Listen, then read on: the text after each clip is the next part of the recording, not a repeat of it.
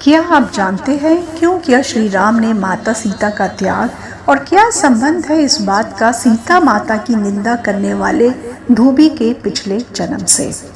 कहा जाता है कि एक बार माता सीता विवाह पूर्व अपनी सखियों संग उद्यान में खेल रही थीं।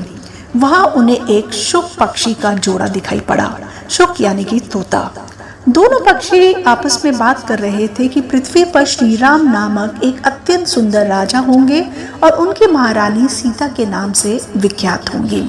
धन्य हो वह जानकी देवी और धन्य हो वह श्री राम।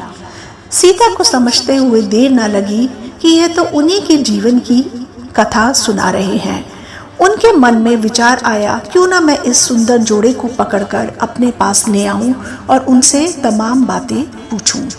उनके कहने पर उनकी सखियां पक्षी के जोड़े को पकड़कर सीता के पास ले आईं।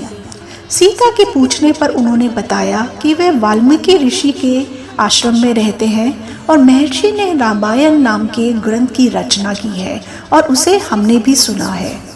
उन्होंने बताया कि श्री राम भगवान शिव के धनुष को तोड़ सीता को अपनी पत्नी रूप में ग्रहण करेंगे। सीता बोली, जिस जनक पुत्री की बात आप कह रहे हैं वो मैं स्वयं ही हूँ। तुम दोनों सुखपूर्वक मेरे पास ही रहो।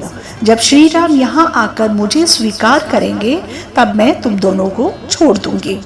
शुकी ने जानकी से कहा कि हम वन के पक्षी हैं, हमें यहाँ सुख नहीं मिलेगा और मैंने गर्भ धारण किया हुआ है। बच्चों को जन्म देकर हम पुनः ही आपके पास लौट आएंगे और हम वैसे भी आपको सब कुछ तो बता ही चुके हैं।